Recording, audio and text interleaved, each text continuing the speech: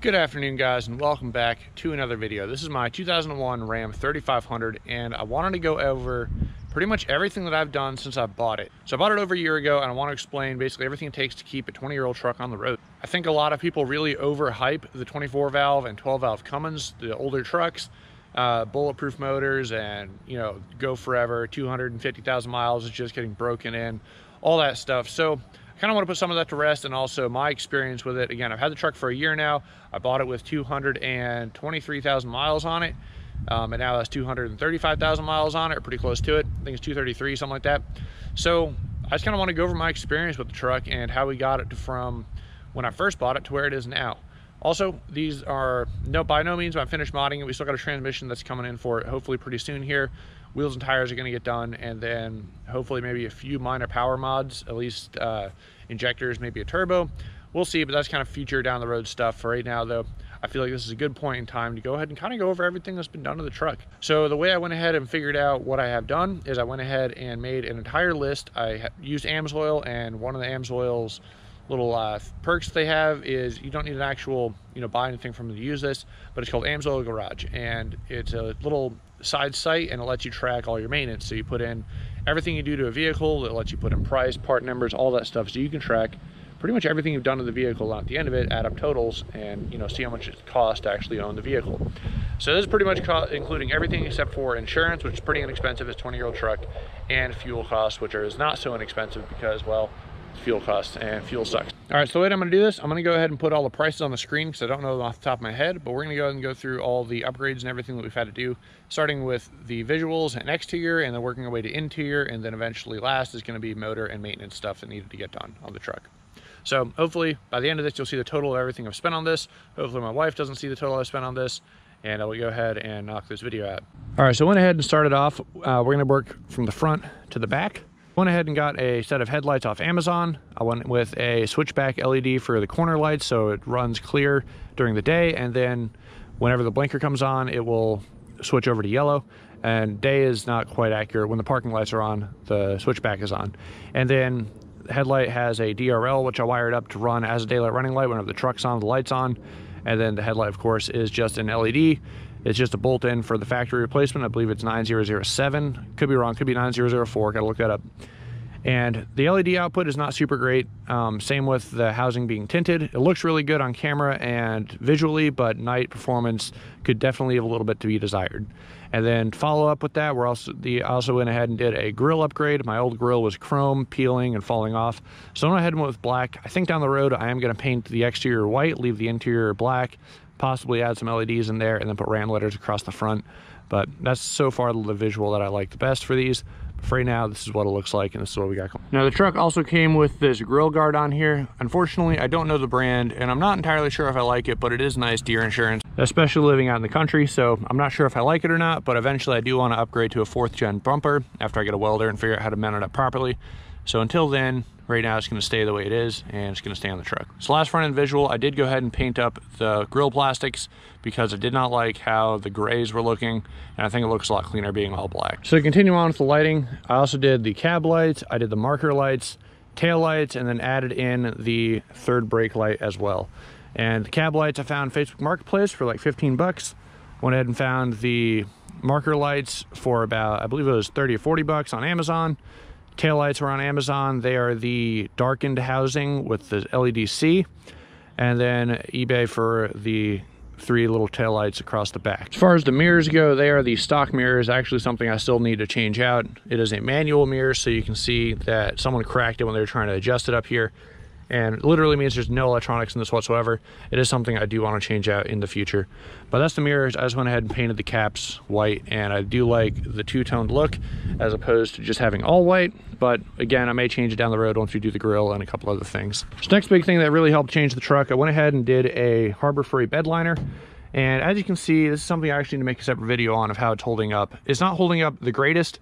It does look worlds better than it did before. It was really bad. So I also picked up a cheap toolbox off of Facebook. It works. I just needed something back here real quick. But in terms of the bed liner, I think, I don't know, you could do it a lot thicker and it might help out too. But even back here, I went ahead and put probably about 4 or 5 more layers in this back section because I was using the last bit I had. And even then it didn't hold up super great. You can see There are a lot of chips, such in there and there, all over here, a lot of this area. So I do need to figure out another bed liner solution. Another thing to be aware of, the previous owner. So the previous owner did actually put in these two reverse lights.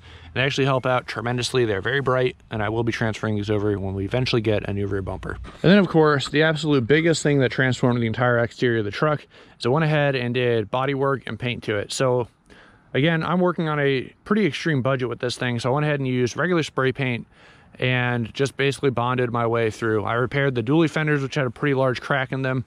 On both of them, you can kind of see an outline of where it is around here. Maybe it'll show up on camera, maybe not. And then the other one was just cracked, but in a different location. So that definitely was the most time consuming. However, the end result is pretty awesome. And the way I was able to get it to actually have still somewhat of a gloss, not a bunch of spray paint lines, you can go ahead and watch the series, but I went ahead and used a flat base coat after sanding and after the body work that I put on, or after the Bondo and sanding. And then I used a single stage, basically gloss white spray paint. It was the 96-cent per can from Walmart. And to be honest, it came out pretty legit. Spray painted it, it looked not so great. Took 2,000 grit sandpaper to it, and then a buffer, and it came out pretty all right. The only parts I've not painted are the hood and the actual roof itself. They're in pretty decent shape for what it is, and I just don't really want to deal with trying to paint them at the moment. But all in all, I think it came out pretty good in my opinion. This next visual big deal is suspension. So let's go ahead and talk pretty much everything I've done suspension wise. So first off, this is a two-wheel drive truck, so it doesn't have a front axle, and stock they sit extremely low. For perspective, I could fit my fist just barely in between the top of the fender and the top of the tire. As you can see now, there's a little bit more space up in there. So in general, I don't like a truck sitting that low. I understand some people love the lowered look and everything, but it is absolutely not for me. So I kind of put together a lift kit for it. So lift kit wise, the suspension, I went ahead and put in a 1.5 inch block from Supreme Suspension in the front, and that kind of helped get the front end up about 3 inches. And I put a 2-inch block in the rear because with bringing up the front, it was almost dead level, but about 1 inch lower in the rear. And when I put a trailer on it, it does ride almost dead level. So I put a little bit of brake back into it by doing the blocks. I did have to email the specific site I got them from. It was obviously, I just went on eBay and found a 2-inch lift block for the rear. But I had to email them and let them know that I needed 3-inch wide leaf springs because on the 3500, at least in my year, my model, the rear leaves are 3 inches wide instead of the 2.5 inches, which they are in a standard truck. Just something you might want to be aware of. And the last little visual touch, went ahead and swapped out the antenna for an enthusiast antenna. Just a little bullet right there. Probably the most overpriced little bullet ever, but there it is, and I think it looks pretty good. So that's pretty much going to take care of everything as far as visual upgrades go for the exterior. Now let's go ahead and get into some maintenance. So I'm going to start off with suspension, and then we'll get to engine work and, you know, just kind of general driveline stuff in general. So I'm going to start off with, like I just said, we're going to start with front suspension, kind of work our way back. So front end wise, pretty much redid everything. New upper control arm bushings, new upper ball joints, lower ball joints, tie rods, inner and outer, and then new pitman and idler arm. After doing all that, it did help with the steering tremendously. However, I still was not satisfied, and I wound up doing a red top steering box, and that with all the new steering components, it's pretty much made this truck steer like brand new, and I cannot explain how much that it has helped out the truck. So that would be for sure my recommendation if you are having steering issues with this truck. So suspension and the lift kit, I also went ahead and got new shocks. And once again, the shocks were, I went ahead with the factory spec, just got Monroe. That was actually a really recent mod because it was riding terribly. And I went ahead and got a shock extender right there, as you can see. So all it does is let me run the factory shock, and it basically brings up the position so that I can run a factory shock and it doesn't actually top out or bottom out going over bumps and everything. And it has worked fantastically. I highly encourage, if you want to run factory spec things and a 3-inch level, go ahead and get that shock extender. 2-inch shock extender off of eBay, pretty much worked out great. Another visual thing is I went ahead and added rock lights in there. I reached out to by a company called Loyo Performance, or Loyo, I believe, on Instagram, and they went ahead and said, hey, if you want to do a review, we'll send you some rock lights out free of charge. So I went ahead and took them up on it, and that's the current rock lights that are in here. I'm gonna knock out driveline stuff and engine stuff real quick as I remember it. If I forget stuff, I'm gonna go ahead and throw it on the screen so you guys can see it. Start off with the rear and work our way towards the front. So we did the new rear e-brake assembly, pretty much cables and shoes, the whole interior kit. It was pretty bad. And the main reason for that is because the parking prol is completely worn out in this truck. So I have to use the e-brake so I don't roll anywhere, basically. It's kind of sketchy, and the new transmission will fix that, so that's not gonna be a long-term deal. Moving up from there, I went ahead and did a rear diff fluid change. After doing the fluid change, I found out that I also had a very leaky pinion seal. Went ahead and redid that. That's the one that sits in front of the diff where the drive shaft enters in. Your gear is called the pinion gear. And from there, we went ahead and moved forward to the transmission. Transmission itself has been pretty decent. I did have a shifting issue for a long time. It turns out my TV cable, which is the cable that runs from the throttle all the way to the transmission, either the transmission's worn out or the TV cable somehow became too short. So I went ahead and lengthened it up just a little bit, and that solved my shifting issue, so it does shift a lot better now. With that, I also did a transmission fluid change. I'm running AMSOIL synthetic. Possibly not the best route to go, just because these transmissions apparently do like a more natural motor oil, just because they need a little bit more friction to kind of help stay together a bit better. As far as transmission upgrades though, that's the only thing I've done. I haven't done any upgraded solenoids or anything like that. And again, new transmission is going to have all that, so there's no point for me to do it. I also did a band adjustment and didn't really notice a significant difference with the band adjustment, but it was good to know that it was done. And a filter change, and that's pretty much everything as far as the transmission is concerned. I also had to do a transmission cross member because my old one was absolutely bent to hell. So when I got this tubular cross member in here, and I absolutely love it, makes pulling the transmission in and out much easier. So that is also installed. And all right, so moving on from the transmission, next thing it runs into, rear main seal. So we went ahead and did the rear main seal on this truck. It was leaking really bad when I got it, and I did fix a lot of other oil leaks, but the rear main was definitely the main culprit, as the name would suggest. I also did a billet tappet cover, which actually is still leaking just a little bit, so I need to revisit that and see if maybe I can put a better silicone around it or something. And my first tappet cover, the seal, they didn't replace any of the grommets for the bolt holes, so that was the original one. Replaced the grommets and replaced the seal that goes around it, and upon doing so, when I bolted everything back together, the seal kept slipping out around the edge, so kept leaking. Replaced it with a billet tappet cover, and I took it off, put the seal back in, put it back on, leaked again, so that didn't fix it. Replaced it with a billet tappet cover, and it was still leaking on me, which was really irritating. So I took the billet tappet cover back off, put a thin bead of silicone around it, also put some plugs into the two vent holes because the VP44 trucks have a front vent, so you don't need the ones on the tappet cover. And put it back together, and it's still leaking a little bit, so I think I need to revisit it and maybe put more silicone around it. I don't know. But that was the one engine leak source, and still is a little bit of a source. And then I went ahead and did as far as oil leaks are concerned, I also did the front main seal and front timing cover. There's two pieces. The outer cover is what re-siliconed with the front main, and there's a second piece further back that actually holds all the timing gears and everything.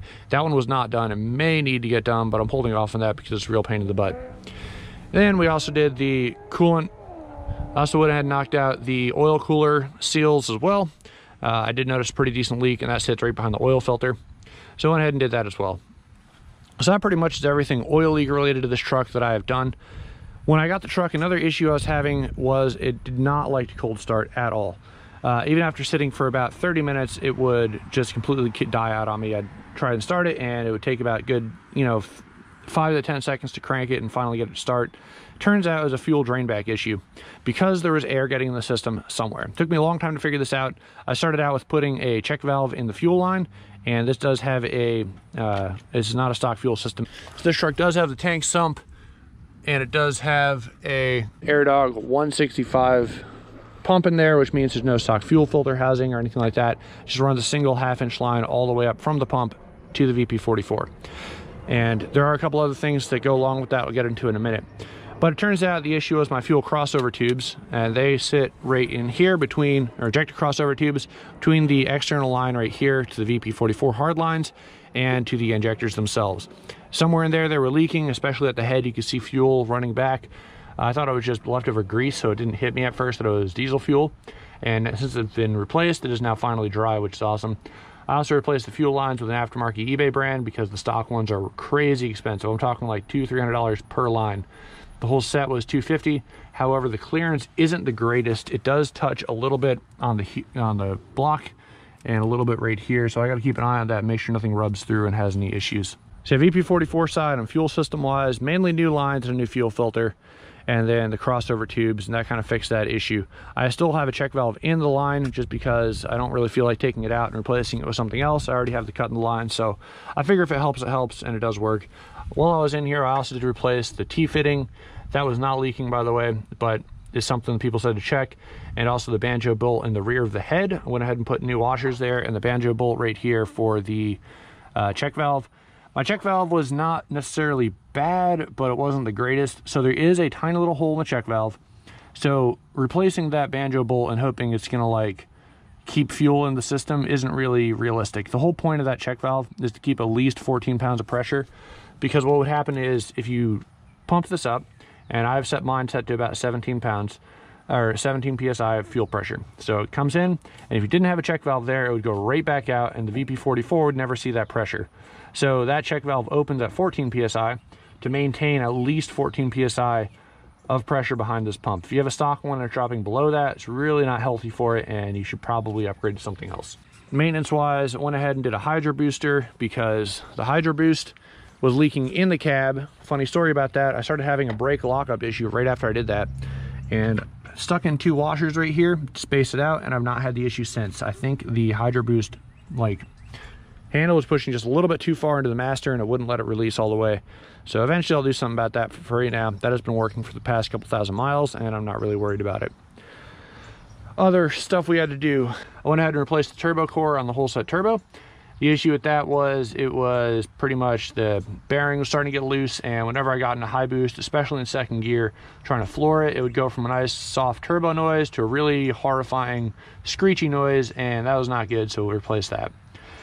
Replaced the belt in the front, just general maintenance. I replaced the idler up there as well, and also replaced the alternator because I was chasing a belt squeak. Turns out it was actually, I think it was the belt all along, to be honest, but it's a new alternator in there, and that's been replaced. Coolant flush was done when everything came apart as far as the coolant. I'm running AMSOIL heavy duty diesel coolant in here, and it seems to be good to go. Haven't had any overheating issues, thermostat. One early on issue I did have was the AC condenser went out. You can see how there's a little bit of rock dents in here, but see how bad this one is? That's how the AC condenser looked, and right in here it had caught something and leaked out all of its crap in there. So that's also been replaced, and it was refilled. It doesn't work as well as it used to, I don't think. I probably need to get it flushed and professionally redone, but it is what it is. So that's pretty much everything that I can think of off the top of my head that I've had to do. The motor, I did the valve lash adjustment. Again, so this is supposed to be a low maintenance head, so which means you don't actually need to do the valve pressure or valve lash adjustment allegedly, but you know, 20 years later and 230,000 miles, it was time. There were a few minorly out of spec, but it wasn't anything too crazy. So next up, I'm gonna go over a couple things the truck does have done to it that I didn't personally do, but does aid in performance. So someone switched out the air box for this filter. I gotta clean it again, but it is nice because I can take it, blow it off with the air hose, and then wash it off, let it dry, and install it back again, so I don't need to keep replacing my air filter. So that is a little bit nice. This is the stock housing right here, so that's nothing special. It does have a 4-inch turbo back exhaust, so it plugs in directly after the turbo downpipe right there and runs all the way back, straight piped. It sounds pretty good in my opinion. And then we have a Edge Easy box right here, and this is pretty much has 3 levels of tune, 25, I believe it's 45, and then a 65 horsepower tune, and it really does add a pretty decent amount of power. The main thing that helps out is the torque. It goes up from whatever stock was, and it adds, I think it's 4 or something stock, and it adds 180 foot-pounds of torque, which is outstanding, and I love towing with it on that setting. However, my transmission started slipping in overdrive a little bit, so I've been towing with it on the minimal setting, and it still gets the job done, but it's nowhere near as enjoyable to try and get up to speed and everything after the truck's been going. So that's pretty much everything under the hood that I can think of off the top of my head. Once again, if there's extra stuff that I missed, I will throw it in. And yeah, so let's go ahead and hop onto the inside of the truck and see what's going on there. All right, so right away you can see, sorry, pardon the dirt, there is a little bit of a mess in this truck. I haven't had a chance to wash out the inside in a while. But right off the bat, very first thing I did is put on a steering wheel cover because my stock one is all messed up. The leather is real jacked up and cracked, and this looks pretty decent and gets the job done. Next upgrade, I went ahead and did speakers because the driver's side was out and the radio didn't work when I got the truck. Went ahead and put in a Kenwood double din. Now this is a full-size double din. It does have the navigation option in terms of hooking up to Android Auto or Apple CarPlay.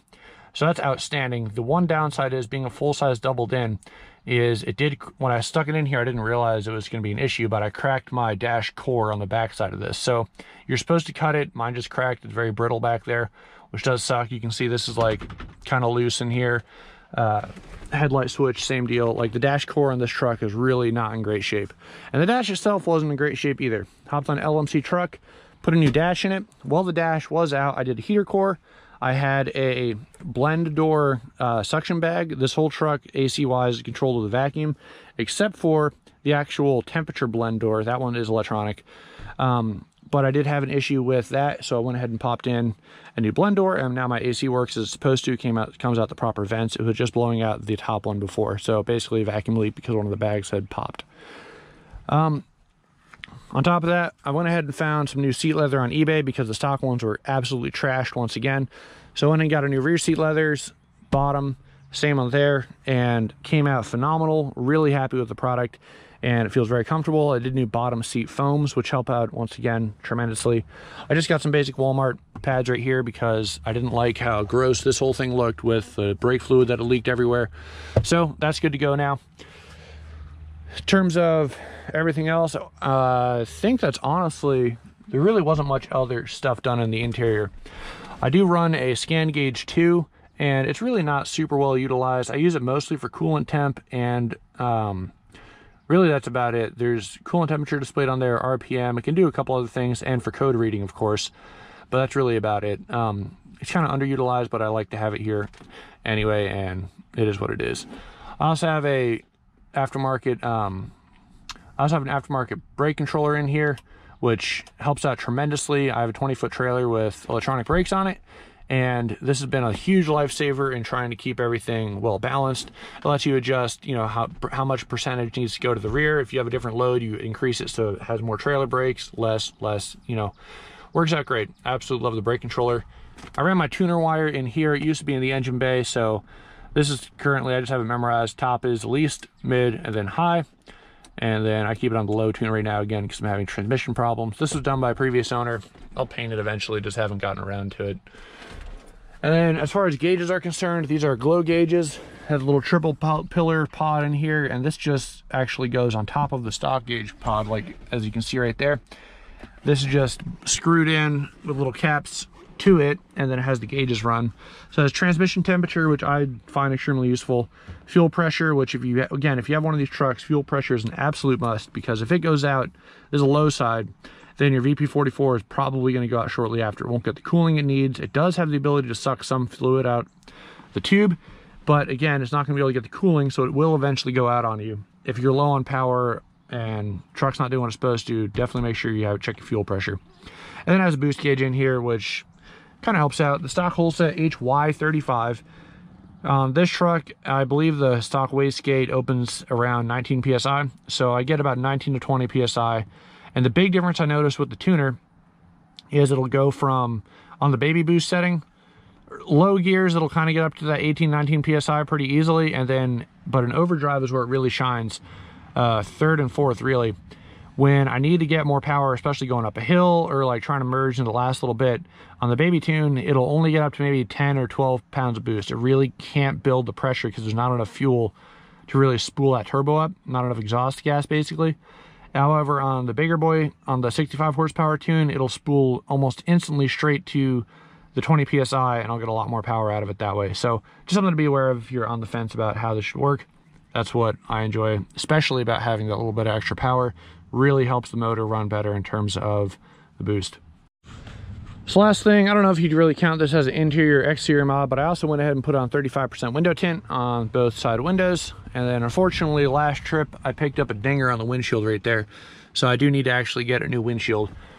But it is what it is, guys. So that's pretty much, I think that's actually everything that I've done to the truck. I still have plans for this thing and to go bigger and better stuff. I want to get new clips. The reason there's a trap right here is because this thing will start to open up at like 75 miles an hour. Not super great. So I did need to get new clips for that thing. But I do have a lot of stuff I want to do with it. New tow mirrors, wheels and tires. Once again, they're at the machine shop right now getting milled down, and we're going to go on the semi-wheel route. So once those get on, it's going to visually change a lot of how this truck looks. And then mirrors, like I said, a bumper eventually, a rear bumper eventually. So there are still quite a bit of ways to go with this truck, but all in all, I like it a lot. And yeah, it's been great for me. So, last thing I want to go ahead and go over with this thing. So here's the deal. If you are looking into getting a truck, and this is where I want to talk about that whole bulletproof 24 valve and 12 valve. I'm going to call it a myth at this point. There are plenty of diesels that will last to 300,000+ miles, 500,000+ miles with good maintenance. Any engine that you get, and this is the line that gets me when someone's trying to sell a 250,000 mile plus truck. It's just getting broken in. Look, my guy, here's the deal. One missed oil change, or you let it run out, run low, coolant overheated, like you just took off years of that engine's life. So without you knowing the backstory, you're really taking a shot in the dark, and treat it as any high mileage vehicle is.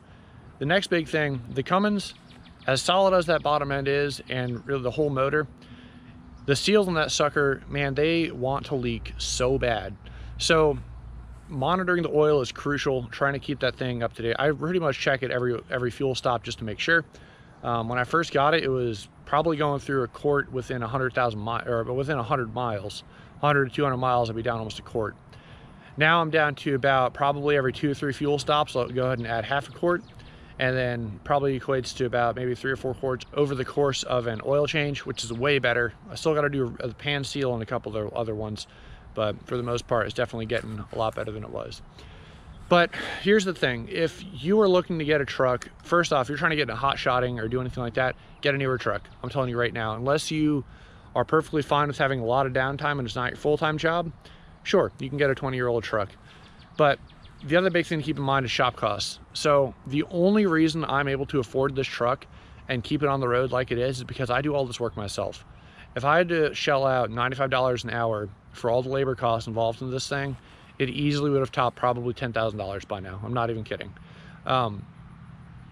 The labor costs are where I find my savings, and the parts cost by going to sites like Rock Auto and Amazon to find a lot of the part numbers from they're good brands. You got Monroe, you got Moog for suspension stuff. Felpro is my current favorite end mail for seals and whatnot. I've had very good luck with them. So just keep in mind, if you're getting a truck like this, just be prepared to do the maintenance. It is a Chrysler product. Before Chrysler got good, really, and I believe when Chrysler and Fiat joined together, they started getting a lot better. And the truck itself is not that great. The motor's great, but the truck around it leaves a lot to be desired. It's a 20-year-old vehicle. Seats aren't the most comfortable. The inside's leaving a lot to be desired. Sound deadening is a joke. It's a very loud vehicle in general. So once again, if it's just cruising around town, you want to tow occasional heavy trailer or whatnot, I think it has my vote. If you are a gearhead or want to learn, well, you're going to learn with this truck. I'll tell you that right now. But all in all, guys, I think that's going to do it for this video. We'll see what the grand total is on the screen. It's probably a lot. I'm going to guess like 5,000. It could be more. But I'm going to leave you with this. If you get an old vehicle like this, diesel, it doesn't matter, gas, be prepared to make your monthly car payment to the parts shop.